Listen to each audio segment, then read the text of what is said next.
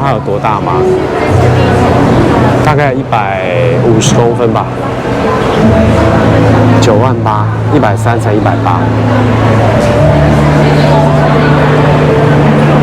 哦，如果客厅真的，其实像我以后的客厅，我应该是不会摆电视的，然后我就会看是摆一幅画，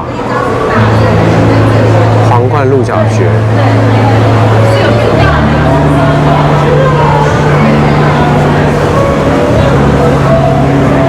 现在是2023年的4月14号。十方市集，这边可以帮我看一下赠品哦。哦，好，我一定要现在拿。还是你要出来再拿一颗？可以啊，我出来再拿好了，这样就不用带着。好啊，好，谢谢。来这边帮你检票。好，是沙叔吗？哎，是。我在看你的评。谢谢。前面来拍一下，好。先帮你改造。我帮你盖一个手章。哦，好，谢谢。自由进出。谢谢啊。哦，好特别啊！没想到一进来就被认出来，真是害羞啊！一进来就是一个好特别哦。这次进来不是一个观叶植物，这是什么啊？松柏植物吗？太酷了吧！这是有油漆的吗？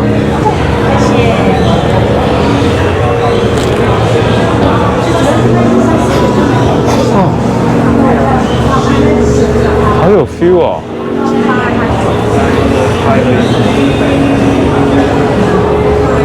这不知道是柏树还是哇，好有意境的东西啊，特别。可是没有人能介绍。看一下，这是哪一摊？哦，它叫巴里园。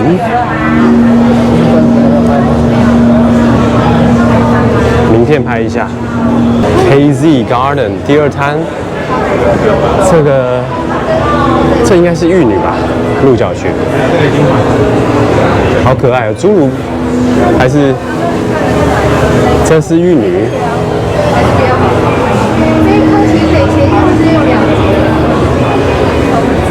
这边切掉，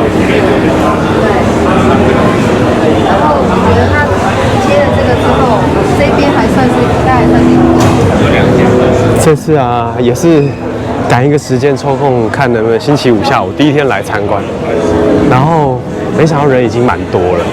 然后这个时光花园，他们擅长是用这种这怎么讲？反正我直接拍好了，不用讲。春树暮云啊，好可爱哦，这个。因为我一个是看我现在都在里面。水色而美。啊，这个如果摆在办公室的书桌上面，很有 feel。它配合植物灯的这个设计，不晓得在维护上面好不好照顾，会不会长很快？待会我来问看看。好可爱哦！今年是兔年，小兔兔。啊，这个好可爱，鸡块。你知道它的比例尺，沙叔的手掌比例尺一下。配合这种植物灯真的是可爱死哎！李氏樱桃这个也好可爱哦。这个大概是550，对，这个大概是500块。灯的话，这是680，灯有分成两种，一种是不可伸缩的，对，那这种是可以伸缩的。哦 ，OK。姐姐也可以啊，这个微型装饰零件，动物系列的，还有大家的全台都有分。啊，这里好可爱哦，有人系列的，可以配出故事，有小朋友的，好可爱。我看一下这个，假设这个 unicorn 要多少钱？这3个都有150。哦。请问一下哈，像那样子的东西，它配合这个植物的，它是基本上长很慢，被盆限制住了吗？还是说？因为盆器会限制它生长。对，所所以原则上我们可以这样子一直摆在那边养对，养它，可以维持它线盆，它长的高度就会变比较维持在那个高度。所以它只需要做适度修剪。对，适度修剪它就会木质化，就会长像树干一样漂亮这样。长得像树干一样漂亮的意思是什么？就是像松柏类的东西，然后去修剪，它就会茎干的地方会比较粗一点，粗一点。所以它不会变高，它会变粗。它变高的时候就是修剪，因为类似矮化这样子。对，对。那它是需要晒太阳，还是说就植物灯室内养就可以？植物灯或者是用。如果是没搭配植物灯的话，就是你家中有落地窗或靠近有太阳的地方，然后半日晒就可以。它通风性会不会要求很高？尽量通风，尽量通风。对，因为植物只要有闷到，基本上都会长虫。对。哦。对啊，对啊。所以它们算是好养的吗？算很好养的，算很好养。对。好可爱哦，这好像感觉只是掉了一片叶子上去。它是幼苗啦，对啊。那这样子它是算是所谓的稳根状态吗？是，所以不太用担心，不太需要担心，对。纸做的，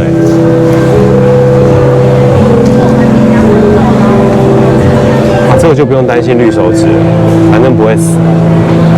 可爱的猫很重要哎，很容易养死。对。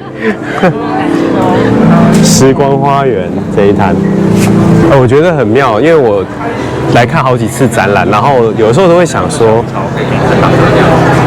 每一次的展览有没有什么不一样的地方？然后这次一进来，这次是阿金的秘密花园主办，然后一进来就有看到，跟以往不一样，以往是观叶植物为大宗嘛，在这边有观叶植物，可是今天一进来是很酷的，像山水画的松柏一样。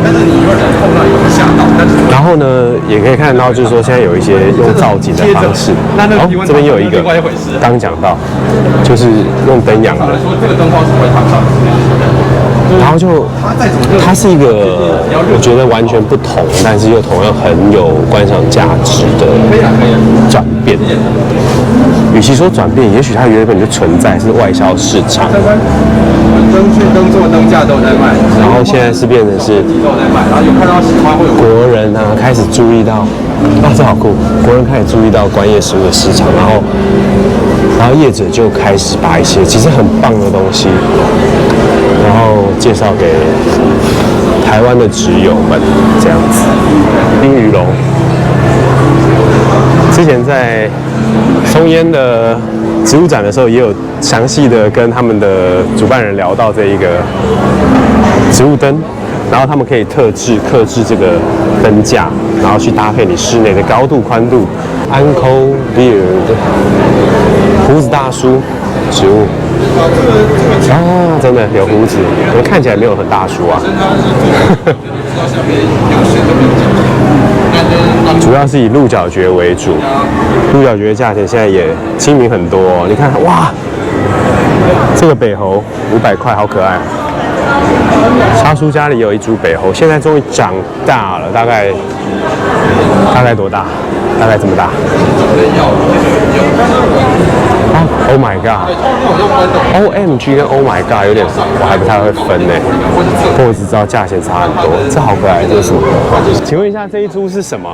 这么生锈系列，生锈系列。对啊，泰国就这样叫生锈系列，好酷哦，生锈系列。对啊，那些它会比较喜White Gizmo，这片好可爱。这版你的造型非常酷，胡子大叔。流浪汉造型，流浪汉造型，赞啊！青鸡。不过这次展场的风格好像是属于比较暗一点点的。然后我看到了，后来主培直接淹没市场的杰克林熊兄弟，200。这个东西超有特色的，很像是《侏罗纪》里面会出现的植物。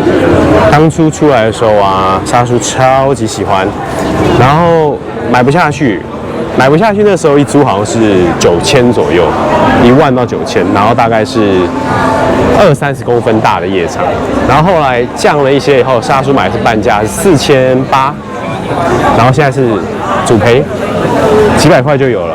而且沙叔的杰克林现在睡觉睡得很开心，没有要醒来的样子，赞。这上面有白点点是，你知道吗？像养观叶植物养一阵子的人哦，看到白点点真的都会有一种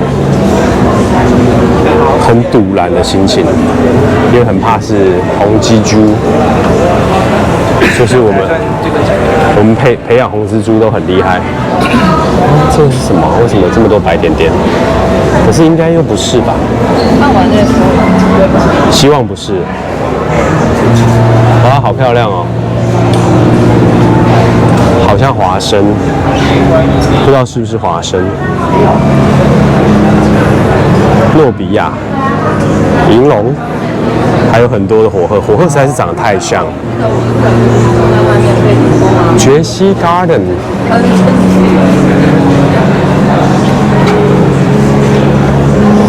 哦，好多很大的，是女王吧？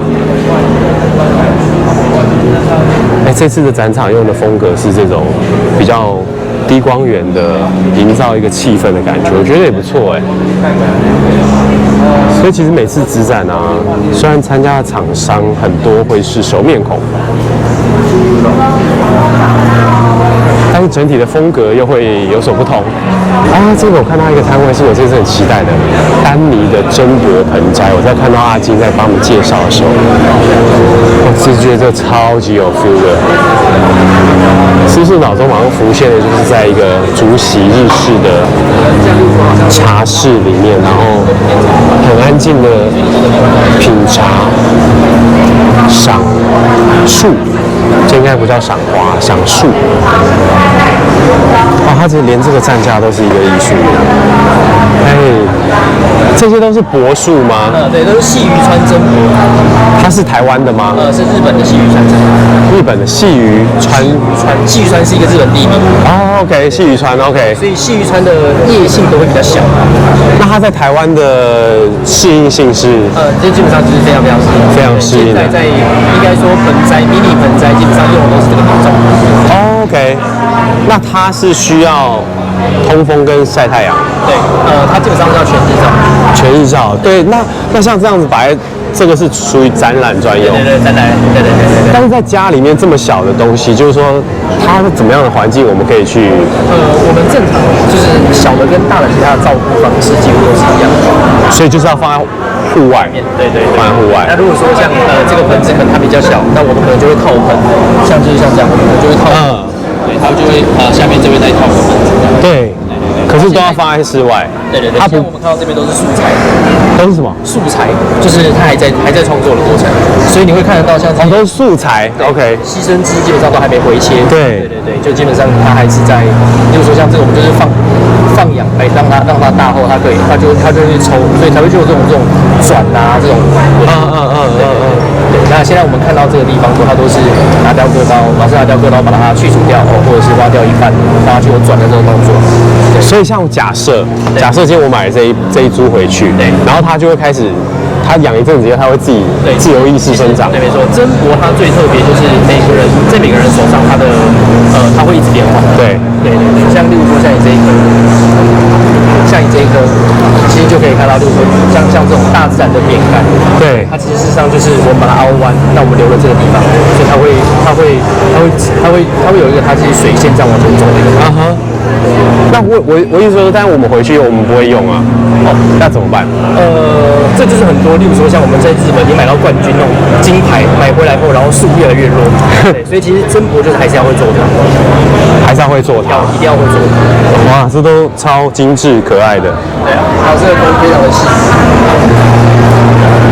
你可以看这个，当然我们在像在我们在日本展览场看这个，对，实际上您稍微低下，我们都会稍微低下来看这棵树，所以您低下来看这棵树，你就会发现它有在做的树厉害，就是它会一支，然后分2，1分2，1分2，分得很细。所以像这个白的部分死掉的地方，这个在我们的是把它做进去的吗？它其实原本它都是活的，那我们就会把它的一半把它勒死，没有，我们就拿雕刻刀把把上面的这个韧皮布都把它去掉。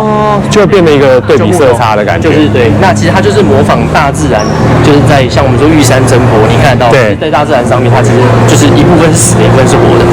所以像这样子，它其实都价格不菲，对不对？大概10来万。这一颗10来万，对。是不是因为它其实它年纪其实蛮大？这一颗的树龄大概是12到15年左右。哇，这么久？对，所以这很久，这更久。对，但是因为大跟小，因为其实树要养大，其实你插土里它就会变大，所以其实看它的内容丰富度。OK， 像这一株要多少？这一株我们现在目前在12万，对不对？哇，又找到一个新的坑呢，而且很深。柏根松，漂亮。对，像柏根松，那其他都叫杂木。哦，对，在这颗厉害的是，您可以看它的这个腰身哦，我们说这叫容积比哦，它的容积，对，因为它是要长期喷配才会有这种收缩。OK， 超有意境的。哦，我超喜欢的。等我长大，已经没有办法长大了啦。猫与路人甲，这有很多的松萝，还有大的鹿角蕨，感觉好像就不会养死了。不是看它活多久，看它活多久主人决定。对啊。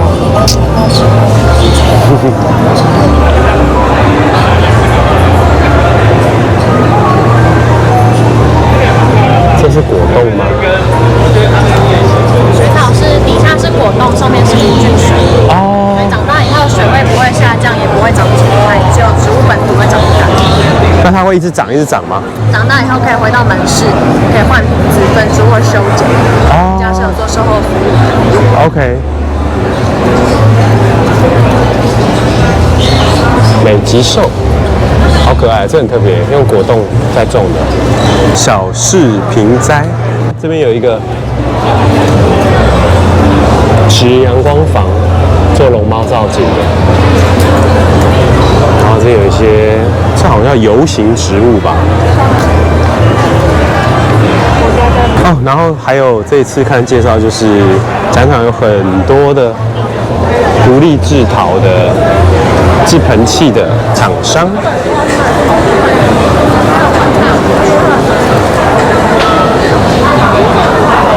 很酷哎，他们都是很适合拿来搭配那个多肉植物。哦，旁边是直男手记，这次我尽量拍一些比较新、比较特别的，之前没有看过的植物跟摊商，所以比较常看到的，我下去先跳过。啊，这超可爱。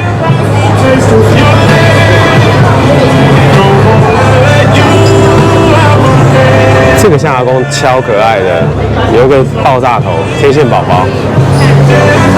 这一摊是油，放的音乐也很有 feel。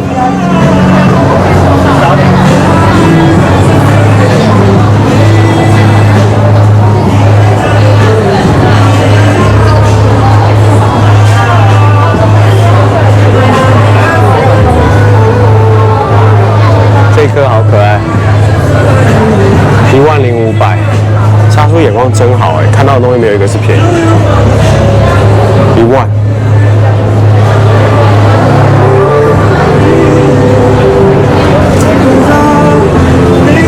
这也是有种非洲大草原的感觉的 ，Urban Oasis， 城市绿洲。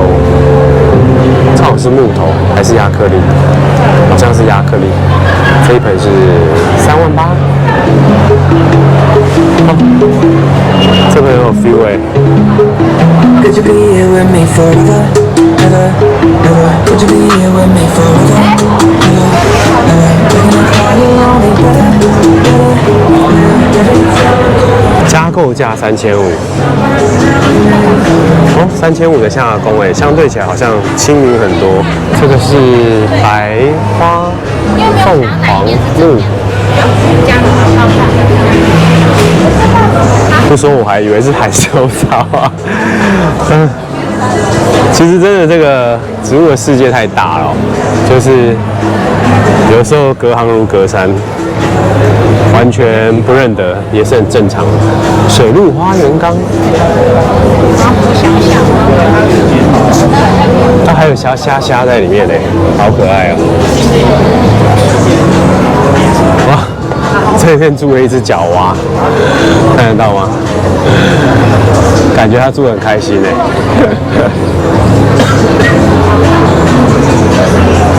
这里也住了一只角蛙，太酷了！这次的展览啊，可以看到越来越多这种生态瓶、生态缸，然后配合室内植物灯。因为沙叔本身是做房地产的啦，那其实现在真的房价越来越高，大家的空间其实很小，要有阳台都不太容易。如果坪数不够大的产品啊，连前阳台都会取消掉，只是后面的工作晒衣阳台。所以我觉得趋势会慢慢变成都是走向室内，然后用植物灯的方式来造。我觉得是很符合逻辑的。植物缩小，包括鹿角蕨做侏儒系列啊。因为真的，大家没有办法，每个人都有一个植物园或是一条温室可以这样子无限繁殖。尤其是有在养观叶植物就知道，如果种的死就算了，种的活的时候，它们生长起来真的很快，那个吃空间的速度远远比不上我们能买房子的速度吧，对吧？白斑龟依旧美丽，现在多么平易近人啊！这个3叶漂漂亮亮的5500。Sorry。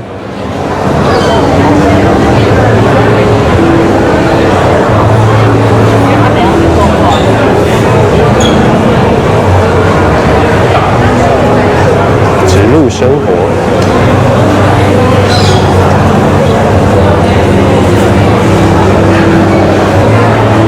您是否有过这样的烦恼呢？光照不足、阴雨天气、土壤问题都有都有，差叔都有。好 ，Soul Skin 慢生生长植物灯。OK， 所以这个是一个植物灯的灯架。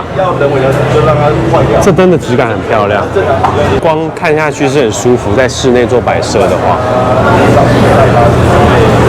啊，还有小盏的，而且这个是可以调角度的，这个球形啊，这是什么？地狱犬，这很像我想到一个李连杰之前拍的一部电影。好，有了这一颗小的9瓦的是1580，它是色温是像晴天的太阳直射光，可爱。象牙菌香座，所以头上可以插香。哦，这个灯座还蛮有质感的，木做的，粗泥做的是有点像手陶的，有色彩的泥做。啊，有一个鹿角蕨的上板的。其实我跟你说，鹿角蕨的板材啊，如果你配得好，它真的可以让普路直接观赏价值大增。光玉手做框板，像这样子，很有 feel， 很像是文青咖啡店门口会摆的。哎，你好，想要拍一些之前比较少看到的植物，很大的太斑龟，刚刚有遇到陌生人跟我笑了一下，不知道是认出我还是认错人，反正 anyway， 大家都礼尚往来，这也是很酷。这是什么？黑羊，这很可爱，这是有看到的。哎，你好，谢谢，这好可爱哦。都可以拿起来看，都可以拿起来看。它们是什么植物啊？金工是象牙工。对，哎，象牙工好适合拿来做那个哦。然后它下面有它的限量的编号。King 工是它的名字，它叫植物雅人吗？对。好，谢谢。花见小这个我家有一个很类似的框，长方形的，在我家门口。这个是我的是长方，它是正方，可爱。可爱的小猫，手心温度，这也是手作系列的，都做得很精致。很精致。Rose， 火鹤花亚克力，生态瓶系列的，它叫森植，森林的森，植树的植，像。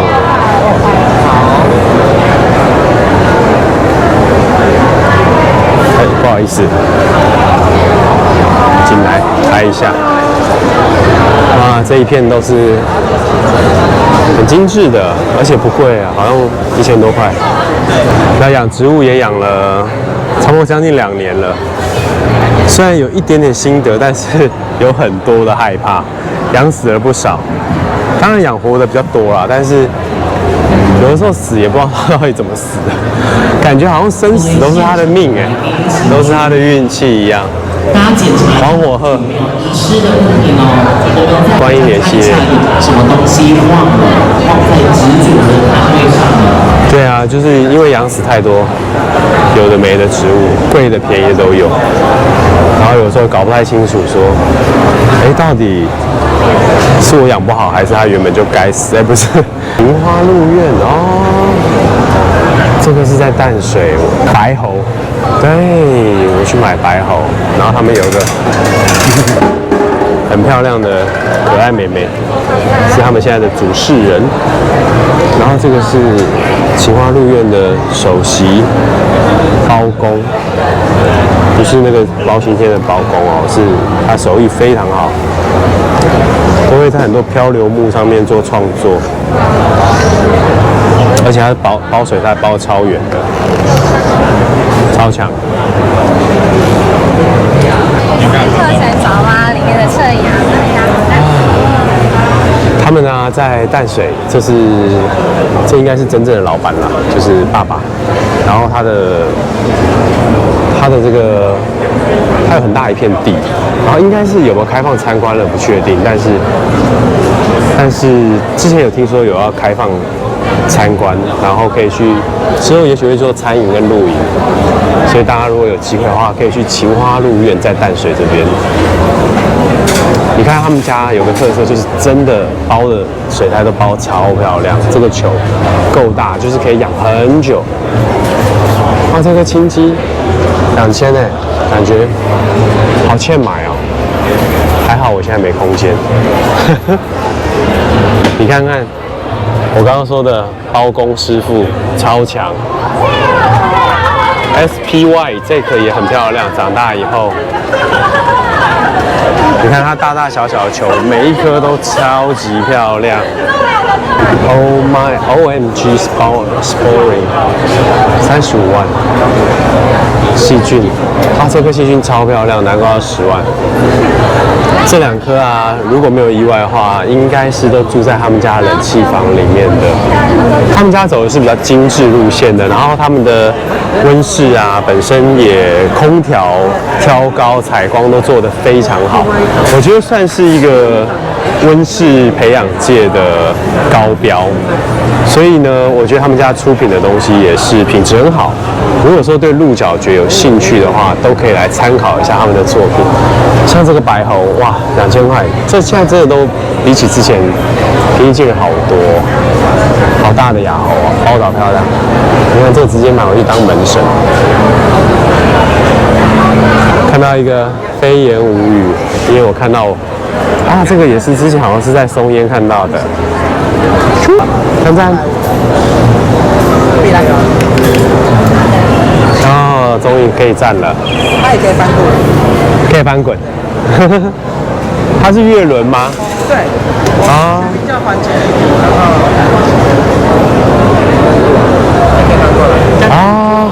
天哪！为什么要2个不一样的轮子？可以问一下为什么它不会飞走？有训练它的稳定度，它从小我还没开眼我就抓它了。天哪，太酷了吧！哇，脾气很高。是你养的都可以变这，还是它这一只才能这样？跟我抓的鸟，我都会教你怎么训练，我没有在卖幼鸟。你们有在卖幼鸟？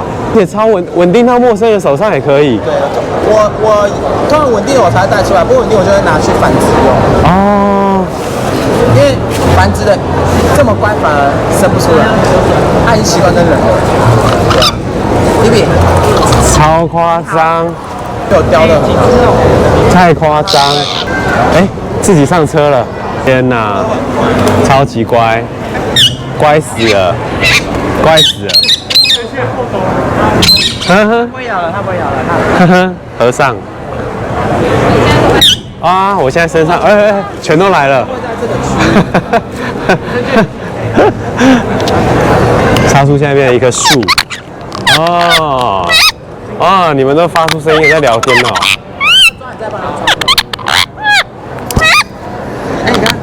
太好笑了！我现在有一种骑虎难下的感觉，拿出手机来自拍一下这个好笑的片刻。不知道说可以教成这样，连陌生人都可以。对，因为它稳定性很高。你嗯，的影片我都有在看。哦，真的啊，谢谢。刚刚心情很好，被毛小孩宠幸了一下，好可爱哦，这个星状物。啊，这个有钻孔的板材，这样就很方便了。哦，这板厚实哎，质感很好，透气，很多的盆器。好，谢谢。盆器都很有质感的，哎，不贵耶，420，好像派大星的家伙。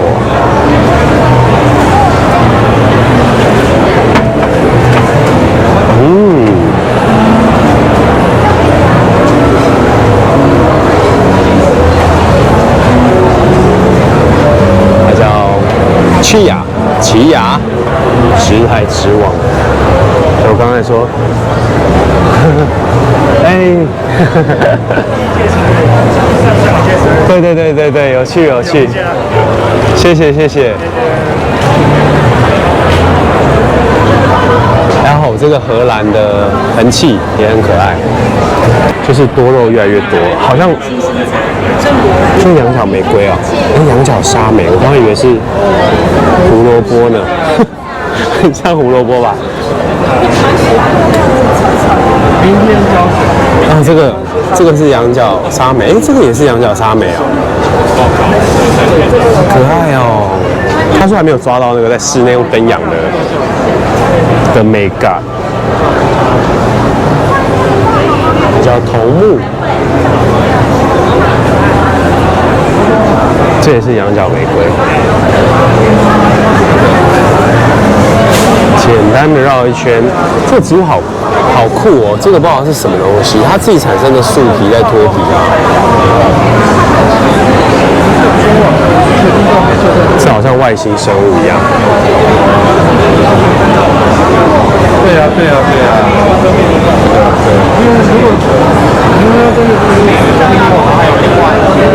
我猜啊，什么人养什么狗，然后是不是什么人养什么植物啊？我就想看一下，应该在养块根植物的人的个性跟养观叶植物的人的个性会多多少少有一些不同。我觉得应该是，我相信是。对啊，如果你是特别喜欢块根植物的，也欢迎在下面留言跟我讲一下，你自己注意到块根植物的植友们，块根植物为主的植友们，他们的个性是什么？这个很酷，这个本身就是一个艺术品。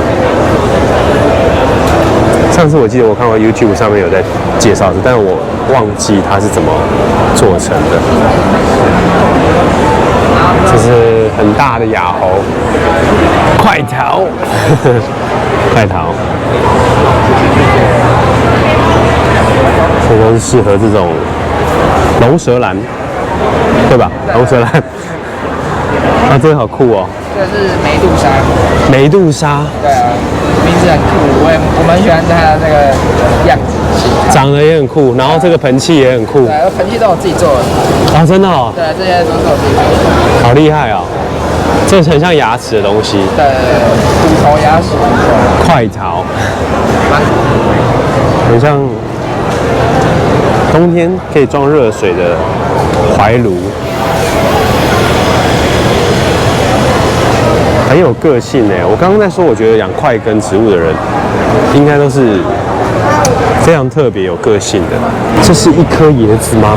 超像一颗迷你椰子的。嘿 ，Hello， 主办方，对，调性也不太一样。水美园的话，那边就是场地比较大，就是空间比较大，对。然后草质感的话，就非常的着重在可能入场券的玩家。你们好像快跟比较多哎。对，我们快跟对。特别，我觉得不知道为什么，我们就特别快跟的部分，还有一些文创，对，还有一些盆植，那叫什么？你知道玻璃罩里面的那个东西，突然忘掉，生态瓶，对。我们这次规划的是单一动线，就是希望每个品牌都有被看到，很有潜力的，对，很有创意的，有。是觉得我想要让就是帮助小。哎呦，阿金有心，赞，愣子手做，这个也是，他这次特别把它摆在这个上面，更有感觉。阿金是很好的人，有一次在台南的时候买植物认识他以后，每次到展览区都会找他聊天，然后看一下他对业内的看法。我觉得这种 insight 就是从他们业内人的角度去分享一些市场的资讯啊，都是非常有趣的。然后再分享一些，然后尤其是我觉得他非常的正面。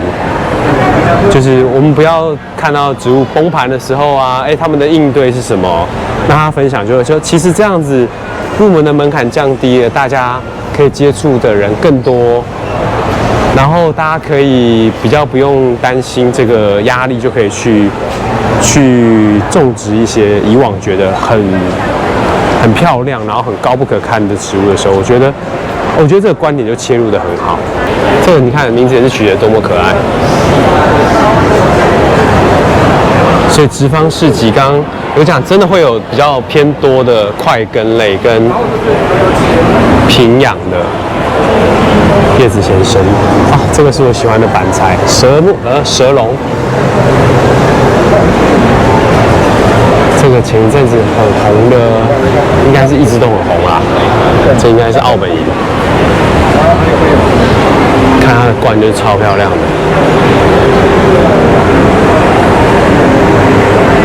哇，这个大麦克都不用换盆，2800，它块茎这么粗这样2800。我们看观叶植物呢，我们就是不要看价钱，欣赏它就好。它这好特别，它怎么弄得很像饼一样啊，这么薄，特殊的上水苔的方式，这像蹦梨汤啊，这个名字也超可爱，它叫苏花公路。它用乍看得出，它用很多不同的板材、特殊造型的一些木头。哦，这个我在建国花市有看过，他们用一些好像是块木吧，还是杉木，然后做成那个它天然的像山谷峡谷的样子，然后去做造型。不是看价钱有的时候真的便宜的不见得好养，贵的也不见得难养。这是鸡龟背玉，超可爱的，大家不用担心买不起了。只要你愿意，现在每一个人都可以轻松的获得以往很神的神物哦。这盆很漂亮这盆是什么？斑叶绿刚果啊，可爱！看这个4500，多漂亮的河流斑！少一个北就是林森北路，这是很像枯山水的东西。它种青苔好可爱啊！这个很可爱，木头，这是养青苔的。这个好可爱。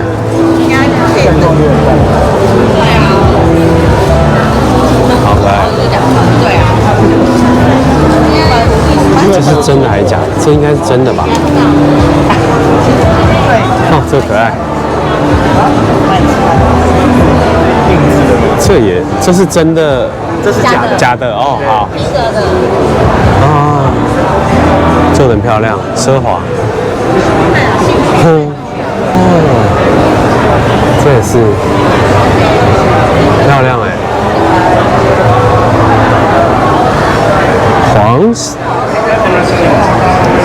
都没有把开过一个。这间就叫这间手作。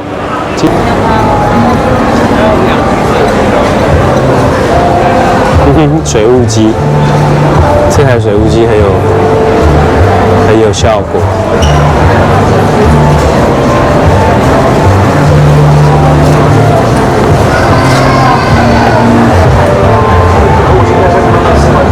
超酷的黑盆。他可以接受我的道歉吗？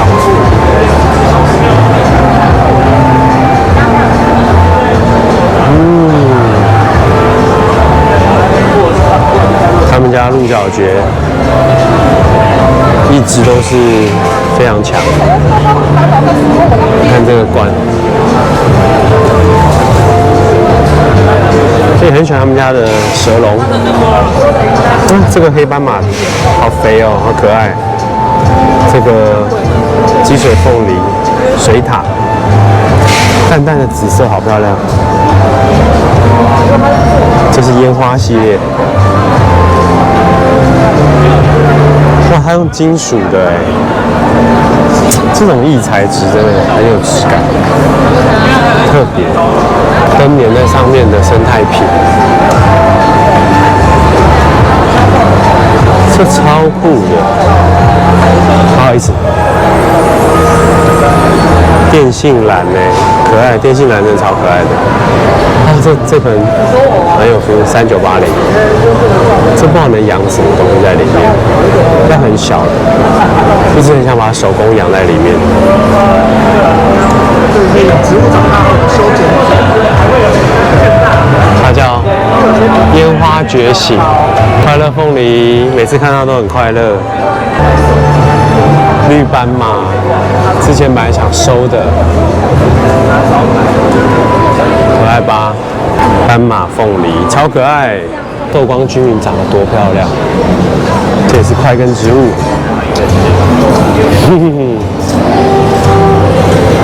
这么小是什么啦？伊罗瓶干，不知道多小，指节这么小。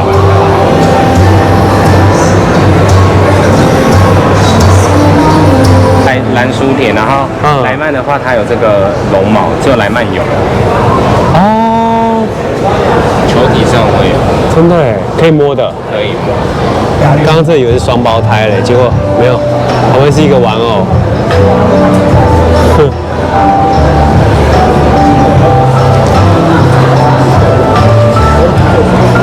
请问它是什么树？上竹漆树，它是一个算是块根界里面最金字塔的品种，对，很贵很贵，1公分12000左右的1公分，所以这棵大概就要8、9万，对，而且它现在正在开花中，是应该还蛮小的，有机会可以看到它开。哦，这么小？对，它会开大吗？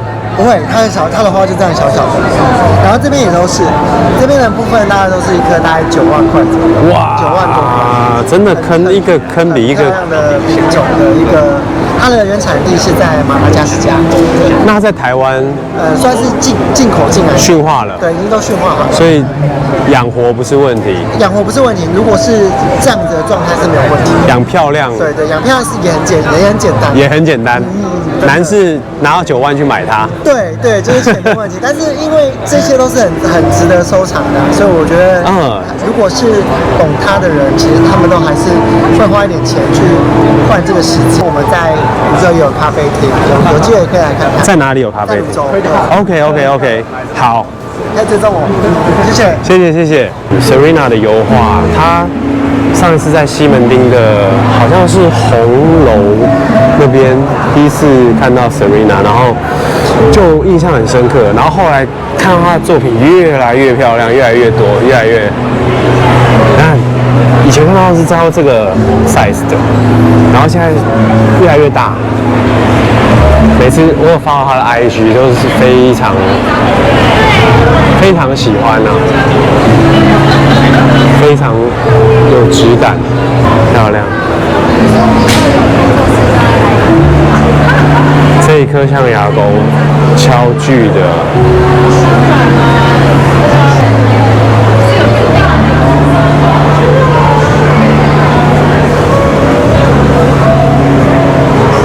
而且 Serena 她的油画，我不知道有一种让人家，我不会形容不是很会说出一些很逼格的形容词，但是就是看得很舒服，就是很舒服。想了半天想不出更好的形容词，就是很舒服。绿头发，可以忘记喂女朋友吃饭，但是不能忘记浇水。对，没有错。对，有。啊？哦，真的吗？这是什么？马林糖。马林糖是什么糖啊？小朋友吃那个。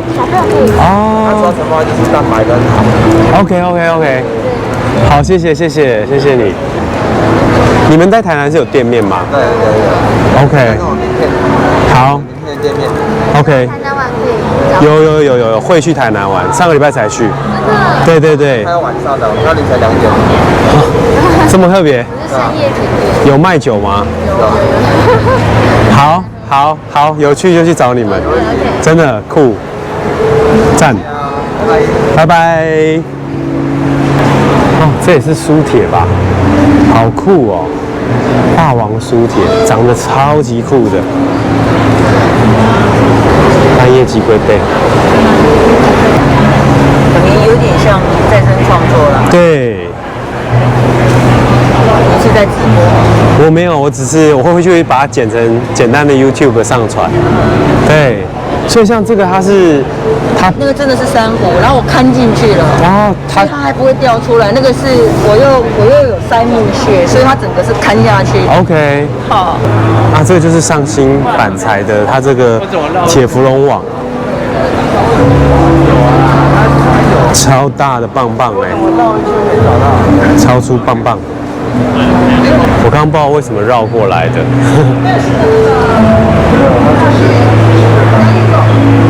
OK， 沙叔现在刚看完了，现在是2023年的4月14号，然后来到这个松烟，不是松烟啦，华山文创这边的植坊市集，这次是由阿金的秘密花园主办的植物展览，然后。我觉得整个展场动线它是只有一条路走，它让你不要错过任何的小摊商，因为很多很有创意，但是可能知名度还没有这么高的小摊商，可是其实他们很值得去 pay attention， 去发掘，去注意到他们。所以这次主办单位是很精心的去做这样子的规划，最主要还是分享给没有办法亲自来到现场的植友们。然后还有很多一起喜欢植物的好朋友。那台湾有很多很强的店家，很多很爱植物的达人，然后在繁殖这一块做得很好。那所以其实我们也真的不要妄自菲薄，觉得国外的东西都比较好。很多东西其实台湾真的很强。每一次的植展都看到很多新的东西，看到很多不同的创意，然后还有很多精致的。以前没有想过的领域的东西被发展出来，我觉得这都超级棒。然后，如果你看到这边，你觉得说我的频道有一些内容让你觉得，还不错的话，那真的欢迎你按下订阅，然后分享给一样喜欢植物的好朋友，然后帮我按赞，因为这样子的话，增加曝光率，它才会推播梗一样很爱植物的植友们。然后沙叔也有更多。拍下去这个频道来做创作的这个动力，所以呢，今天的分享就到这边啦。2023的植坊市集，沙叔带你逛，拜拜，我们下次见。